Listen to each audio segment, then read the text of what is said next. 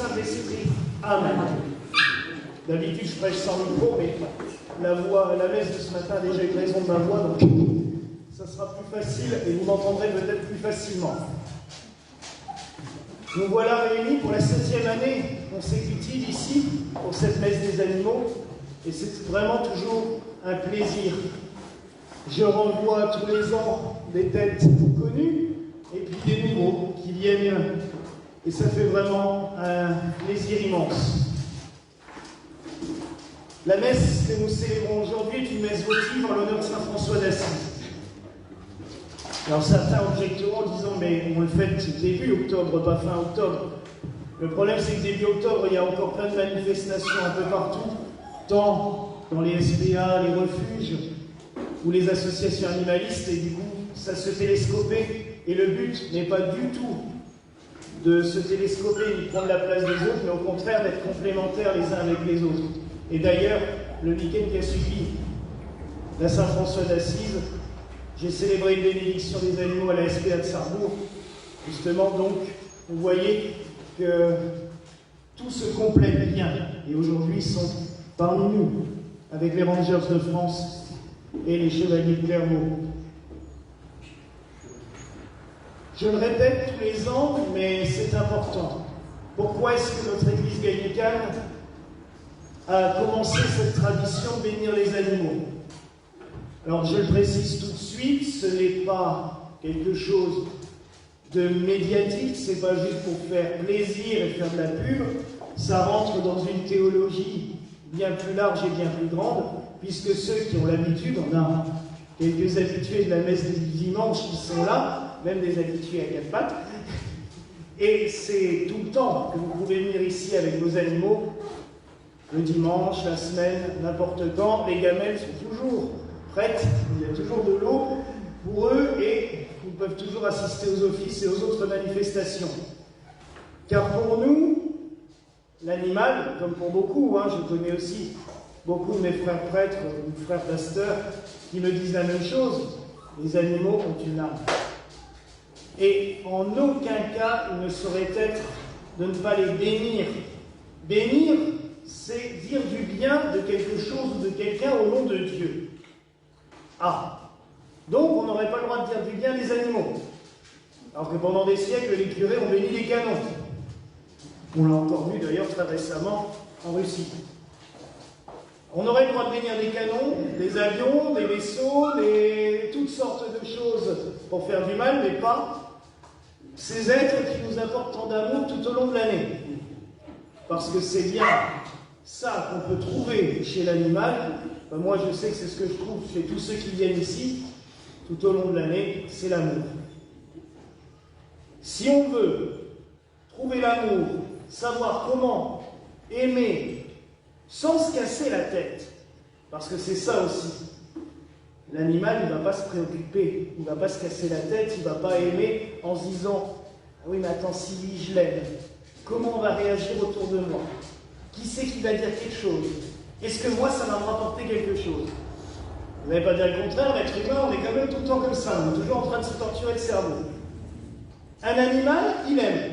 Ou il n'aime pas, il y a des chiens qui ne pourraient pas voir qu'ils ont leur tête. Ou les chats, des fois, encore plus. Bon, le chat, c'est quelque chose à part. J'ai vu une petite blague cette semaine qui était drôle. C'était un chat il y avait une bulle au-dessus de lui qui disait « Moi, j'ai été athée pendant longtemps, jusqu'à ce que je me rende compte que c'était moi, Dieu. » Quand on voit les chats vivre, c'est un petit peu ça. Mais on les aime quand même, et vraiment en plus. Mais c'est vrai qu'un animal va vous donner de l'amour de manière totalement pure. Il ne cherche pas. Il ne cherche pas à savoir, il ne cherche pas à comprendre, il aime. Et combien de fois dans nos vies, ils nous ont sauvé la vie? C'est des témoignages que j'ai depuis 7 ans qu'on est ici, de gens qui viennent me voir en me disant « Vous savez, si je n'avais pas eu mon chien, si je n'avais pas eu mon chat, je serais mort depuis longtemps. Parce que j'aurais jamais réussi à supporter la maladie, j'aurais jamais supporté ma détresse, ma dépression. On voit aussi le rôle des animaux dans les hôpitaux. Maintenant, on les laisse passer de plus en plus dans les EHPAD. Ça fait un bien fou.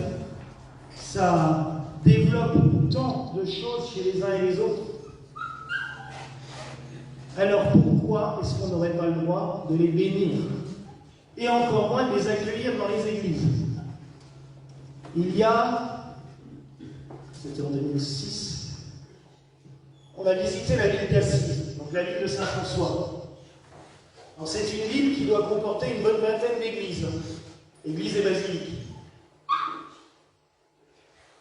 Il y a une chose qui m'a fait bondir. Sur chaque porte d'église, il y avait un panneau interdit aux chiens. Dans la ville de Saint-François, lui qui s'amusait à prêcher aux oiseaux, aux poissons, à tous les animaux, qui a réussi à calmer le loup, le gouvion, on interdit les animaux dans les églises. Alors je peux comprendre le problème d'entretien, quoique ici j'ai jamais eu de problème, mais bon, je peux comprendre, mais on peut au moins en ouvrir une sur les 20 et dire, bon ben cette église, tous ceux qui viennent avec leurs animaux, allez-y. Si chaque ville déjà avait une église comme ça serait déjà énorme. Parce que c'est pas que le fait de revendiquer, de les accueillir. Mais moi, on avait une paroissienne ici, elle est venue dès le début. En fait, elle nous a connus à la première messe des animaux, elle habitait un peu plus loin, elle a vu la banderole, je la même depuis, et elle s'arrête au portail et me dit, mais c'est vrai? On peut rentrer avec? Je dis, bah oui, mais vous pouvez rentrer toute l'année. Hein. Elle me dit, mais j'ai toujours l'impression d'être rejeté. Et ce chien, c'était génie. Elle m'a sauvé la vie. Et je ne me vois pas aller à l'église en la laissant seule à la maison. Alors qu'elle est toujours avec moi tout le temps. Je dis, bah venez avec. Et elle était drôle. Elle venait à la messe en semaine. Et elle s'asseyait au deuxième banc. Maman, on se met toujours au premier généralement. Et la chienne tirait au moment de l'homélie. Elle tirait sur la laisse au point que maman devait attraper la laisse pour la prendre, pour la tenir devant, parce que la chienne venait se coucher là, devant le pupitre. Et elle écoutait tout le sermon. Et dès que le sermon était fini, papa retournait chez sa maîtresse. Et elle nous a fait ça les 2 ans et demi où elle a encore vécu. Et Dieu sait qu'elle a été miraculée. Parce que quand elle est venue la première fois, sa maîtresse m'a dit, le vétérinaire lui a donné 2 mois à vivre.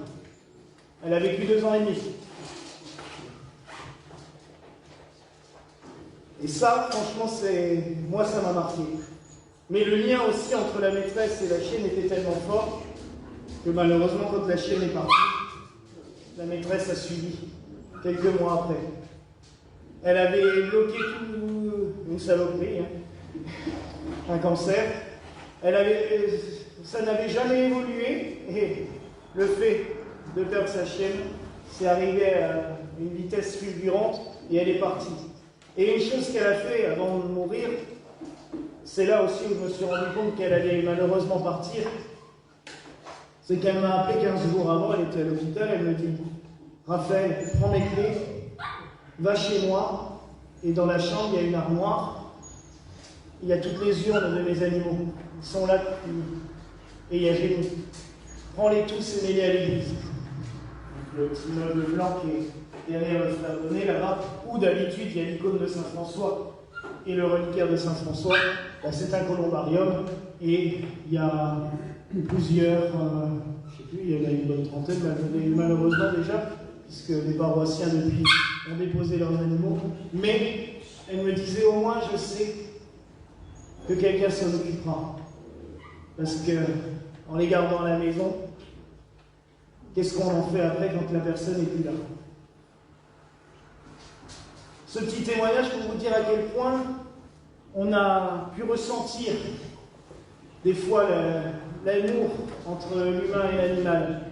Mais aussi, les animaux, je vois qu'ils perçoivent les choses mystérieuses. On sait tous que les chats voient des choses qu'on ne voit pas. Quand ils miaulent à tue-tête face à quelque chose. Mais les chiens aussi. Et, bon là ils ne sont pas là aujourd'hui malheureusement, Ils sont en plein déménagement et travaux, mais on a Max qui vient depuis l'ouverture de l'église. C'était il y a 7 ans. 6 ans, oui, 6 ans et demi. Il est né il y a 6 ans. Il est né, oui, il avait 2 mois la première fois qu'il est venu, et depuis il vient. Et c'est marrant, c'est quand on fait l'adoration du Saint-Sacrement. Donc on expose l'hostie dans le grand ostensoir qui est là, et on l'expose sur l'autel pour faire des prières après la messe. Ça nous arrive 1 ou 2 fois par an. Et le chien vient, et il se met à côté de moi, pendant que je suis à genoux au sol, il se met à côté de moi, il s'assoit à côté, et il regarde. Et pareil, quand c'est fini, il repart. Il voit donc quelque chose aussi. Il ressent quelque chose, parce que lui, on lui dit pas, faut que tu te mettes à genoux. Mais il vient. Donc voilà un petit peu, en vrac, des pensées. Pourquoi on bénit les animaux? Qu'est-ce que ça leur apporte? Ah, on m'a posé la question. Ça sert à quoi? Ça sert à dire du bien d'eux, au nom de Dieu. Ça sert à leur donner une protection. On nous bénit bien, nous. Le prêtre, à la fin de chaque messe, il donne la bénédiction à tout le monde. Chez nous, on donne même le sacrement des malades à la fin de la messe ici. Mais les animaux ont pris pour leur protection, ont pris pour leur guérison, pour ceux qui sont malades, ont pris pour qu'ils aient que du bien, mais aussi pour les protéger, parce qu'il y a d'autres facteurs, hein, des fois ils se battent entre eux, ils ne sont pas toujours tendres entre eux. On sait que c'est par instinct et pas par méchanceté, ni par soif de faire mal. Et ça, c'est énorme par rapport à nous. Donc, on va tout simplement prier pour que le Seigneur les protège, qu'il les bénisse. Puis en même temps, de se rassembler comme ça tous les ans, ça nous permet de faire mémoire des animaux qui sont partis dans l'année. Je sais que quelques-uns d'entre nous ont perdu des compagnons très proches. Ça nous permet de nous souvenir d'eux, de penser à eux. Ça nous permet aussi de penser à tous ceux qui souffrent. Parce que malheureusement, encore maintenant, il y a quand même des milliers d'animaux qui souffrent tous les jours, qu'on maltraite, qu'on martyrise. Donc ça nous permet aussi de penser à eux dans la prière, de les offrir à Dieu, d'essayer peut-être que par nos prières, les cœurs s'ouvrent. Les cerveaux, ça va être compliqué, peut-être qu'au moins les cœurs. Alors, voilà un petit peu pourquoi on est là, réunis aujourd'hui. Et tout ce que nous pouvons faire, c'est demander à Dieu d'envoyer sa bénédiction sur tous ces animaux, puis sur nous tous aussi, puisque vu qu'on est tellement bien reliés à nos compagnons, automatiquement, si eux vont bien, nous on va bien. Donc cette bénédiction, elle viendra aussi sur chacun d'entre nous. Voilà mes frères et sœurs, la grâce que je vous souhaite en ce jour, au nom du Père, du Fils et du Saint-Esprit. Amen.